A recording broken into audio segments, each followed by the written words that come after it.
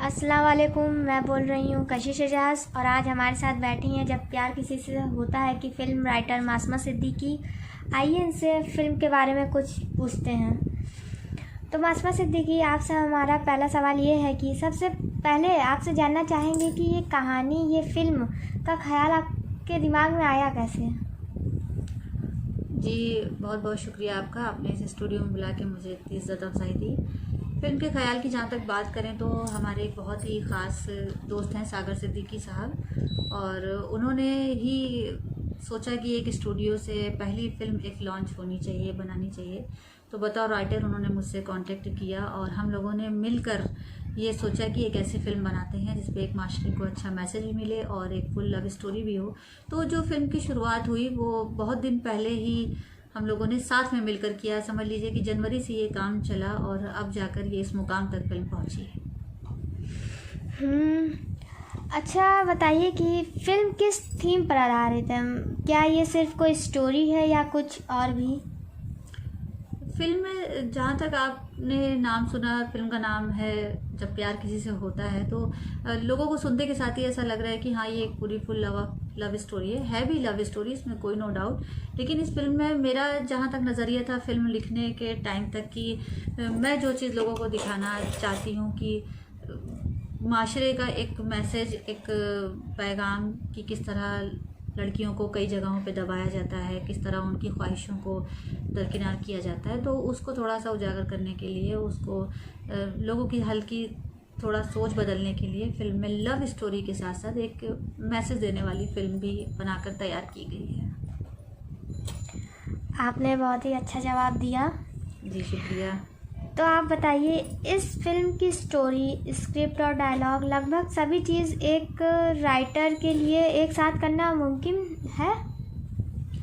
हाँ, नहीं मुमकिन तो नहीं होता है, जनरली ऐसा नहीं होता है, क्योंकि जो फ़िल्में बनती हैं उनसे ऐसा लगता है कि मतलब उसके राइटर कभी कभी अलग होते हैं, उसकी स्क्रिप्ट कोई और तैयार करता है, फिर डायलॉग के लिए भी कुछ खास स्पेशल कैरेक्टर होते हैं जो डायलॉग लिखते हैं, वो डायलॉग लिखने के लिए ही जाने जाते हैं। लेकिन मेरी जहाँ तक कोशिश रहती है कि मेरी फ़िल्म में जो कुछ हो उस पर ज़्यादा से ज़्यादा देने का मेरा अपना खुद का नज़रिया रहता है, क्योंकि जब कोई स्टोरी हमने लिखा तो हमें ही पता है कि उसको किस तरह से उसके सीन को क्रिएट करना है। फिर हमको ही पता है कि हीरो के अंदर क्या जज्बात उभर रहे हैं, हीरोइन क्या कहना चाहती है, तो फिर वही चीज़ें डायलॉग बन जाती हैं। डायलॉग भी एक अच्छे पैमाने पर लिखने के लिए स्टोरी के साथ साथ ही उन चीज़ों को सोचना पड़ता है, तब जाके एक कंप्लीट डायलॉग मतलब शुरू होता है। थोड़ा मुश्किल तो हुई थी शुरू में, जब फिल्म लिखने बैठे तो लगा कि किस तरह से मतलब सब चीज़ों को करेंगे और सारी चीज़ों को कैसे मैनेज करेंगे, क्योंकि पहली फ़िल्म ऐसी थी जिसे बतौर फिल्म मैंने लिखा।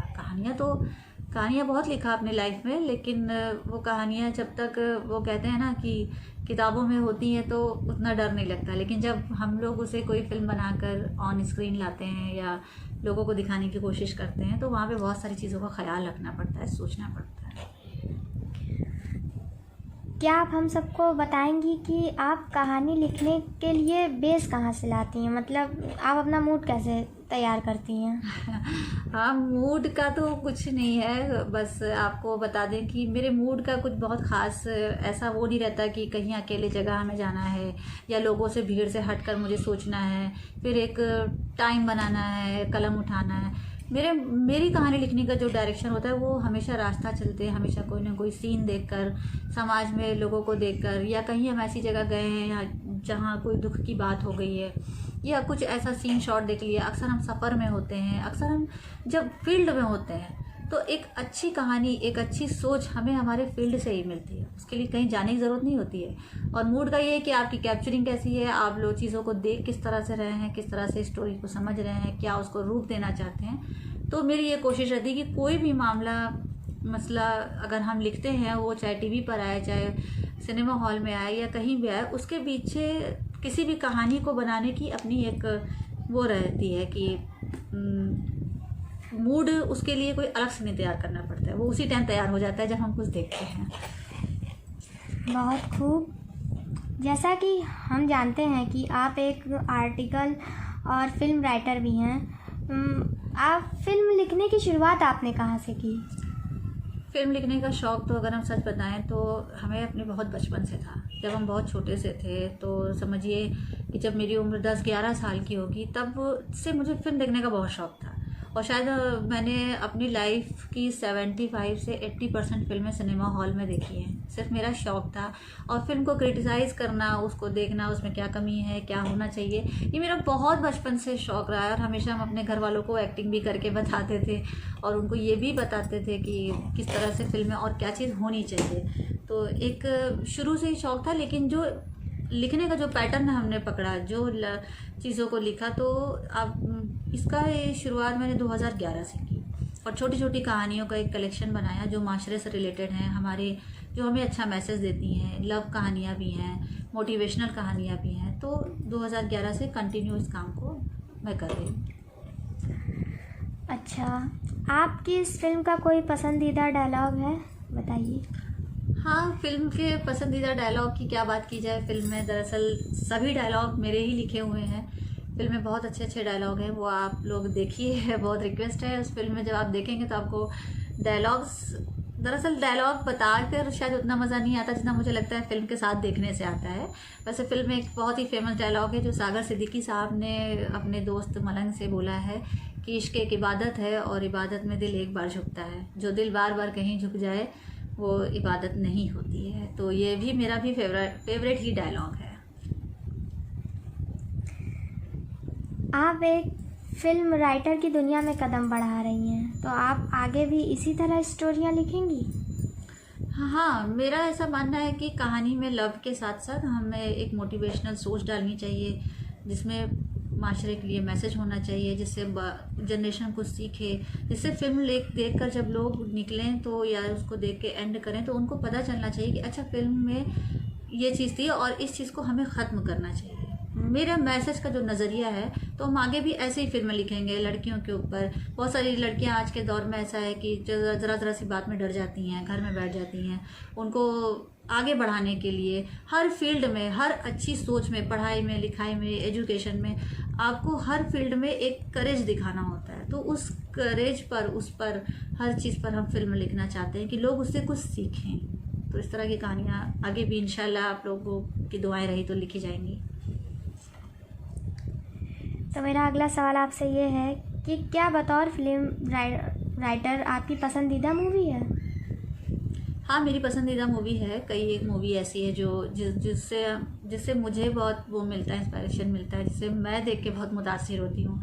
मेरी एक फिल्म है बहुत, जैसे देवदास हो गई, और बड़े राइटरों की जितनी भी लव स्टोरी है, इस तरह की जो भी लव स्टोरी है आप देखिए, जो फुल ऑफ लव कहानियाँ होती हैं वो मेरी बहुत फेवरेट है। एक बहुत पुरानी फिल्म आई थी जिसका नाम था दो बदन, उसमें मनोज कुमार और आशा पारिक जी ने काम किया था। वो मेरी ज़िंदगी की बहुत फेवरेट फिल्म है और उसका एक नया वर्जन बनाने के लिए भी मैंने सोचा है। उसी तरह के बेहतरीन गाने, उसी तरह के सीन शॉट और उसी तरह की चीज़ों को डालकर उसमें कुछ नया मैसेज डालकर उसको लिखने के लिए सोचा है। तो मतलब फुल ऑफ लव जो कहानियाँ होती हैं वो मेरी फेवरेट होती हैं।